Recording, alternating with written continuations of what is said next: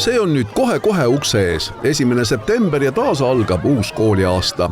Ettevalmistus selleks on käinud pikalt. Ilmselt meeldivat ärevust tunnevad nii need, kes lähevad esimesse klassi, aga ka need, kellel ees kooli lõpu finišisirge. Meil läheb esimesse klassi sellel aastal umbes 14 700 õpilast, mis on päris ilus number. Et võrreldes varasemate aastatega on ta üsna sarnane, et küll tipuaastatel oli 16 000 esimesse klassi minejat, need, kes siis täna põhikooli lõpus on need 16 000 põlvkonnad, aga ka 14 000 on ilus arv, nii et õpilaste arv püsib esimesse klassi minejate arv praegu ühesugune läbi aastate. Kokku üldhariduses on meil siis 160 000 õpilast, mis on ka sarnane sellele, mis meil oli ka eelmine aasta. Aga nüüd väga rõõmustav on see, et kutseõppesse asub õppima oluliselt rohkem õpilasi, kui on varasematel aastatel olnud.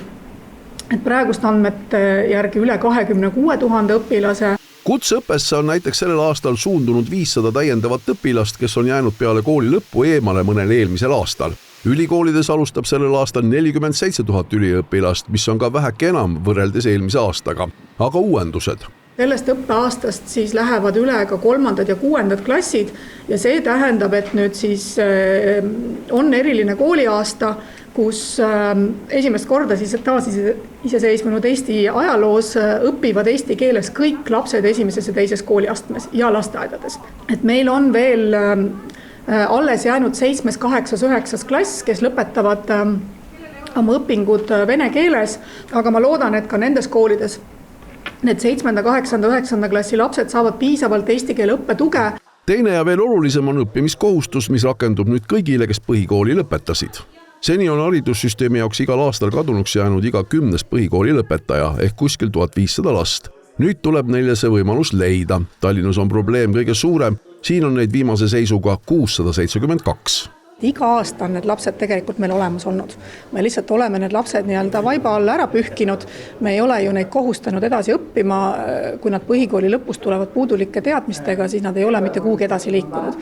Ja siis me oleme, kui nad on 20-aastaseks saanud, siis me oleme hakanud neid nii-öelda need noortena kategoriseerima ja siis käime otsime neid taga ja tegeleme nõustamisega ja püüame neid kooli tagasi saada. Nüüd sellest aastast me enam ei tee seda tagantjärele vigade paranduse süsteemi, vaid ikkagi toetame neid siis, kui nad on 16. ja lähevad koolidesse õppima. Enamus õppekohti, kuhu need noored lähevad, on riigikoolides, kutsekoolides, riigigümnaasiumite juures ja praegu on meil ikkagi vastuvõtt veel käib. Me ei tea, palju neid lapsi on, kes on täiesti kadunud, kelle kohta meil ei ole informatsiooni. Minister usub, et olukord muutub kardinaalselt peale 10. septembrit, siis peaks pilt selgeks saama. Palju on nende hulgas Ukraina sõjapõgenike lapsi, kellede saatus siinse haridussüsteemi jaoks on teadmata. Põhiline, miks siis ikkagi pole nad kuskile kooli saanud, on keelebarjäär. Suur osa proportsionaalselt nendest lastest, kes ei ole edasi õppima asunud, proportsionaalselt on vene kodukeelega. Ja päris palju on ka Ukraina lapsi, kes tõenäoliselt ongi kas Ukrainasse suveks ära läinud või üldse Eestist lahkunud. Ehk siis ma ütlen, et meil on täna sellest 1600 lapsest, kui palju lõpuks jätkuvastuvõtlus vastu võetakse ja kes on juba tegelikult nimekirjades, me täna veel ei tea. Nii et meil on see 10. september on see tähtaeg, aga ettevalmistavasse õppesse saab vastu võtta ka pärast 10. septembrit neid noori, kes tõesti jäävad ilma koolikohata. Nii et muidugi on põhjust muretsemiseks, et need lapsed tuleb üles leida. Tallinna Mahtra põhikool puutub selliste lastega väga palju kokku, kuna nende kool just selliste õpilastega tegeleb. Kooli juhi sõnul tuleb see periood haridusreformis lihtsalt ära kannatada.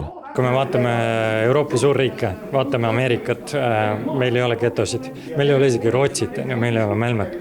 Meie jaoks on see haridusliku ebavõrdsuse küsimus selline alles pead tõstev. See on täpselt õige aeg, et sellega tegeleda. Tegelikult ei ole üldpildis meil midagi halba. Ma tunnen ennast hea sauna madisena. Ma olen hoitud, tegelikult kõik on hästi, me peame lihtsalt edasi panema ja mitte ära segama ja vusserdama seda. Haridusministeerium omalt poolt on palunud Tallinna linnal täpsemalt kaardistada olukorda laste osas, kes ei ole veel kuskile kooli registreerinud, et täpsemalt selgeks saada, mis on nende probleemid.